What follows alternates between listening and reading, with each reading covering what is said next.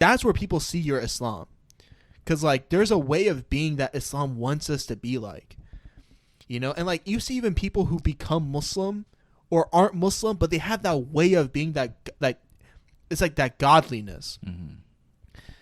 And that's also, like, I think when we look at leaders like Malcolm X, Shaheed Malcolm, like, he was kind of like one of those people.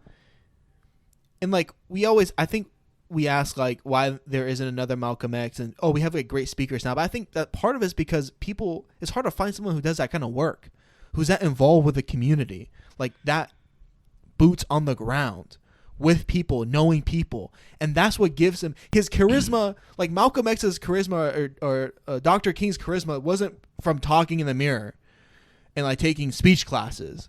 It was because they wrestled with their own faith and they're willing to die for a cause. And they really cared about people, and they were doing this for people, and people knew them. Like they were with those people, knowing them and doing work for them, and they were kind and like generous and just people. And Malcolm X, even before he was like, when he was still with the Nation of Islam and he literally believed white people were the devil, he was still very kind to white people who he thought was the devil. Like you see in interviews, like he'd be chatting it up. Yeah, very very cordial and like friendly and charismatic. Like he was so charismatic, he might convince me that I was the devil.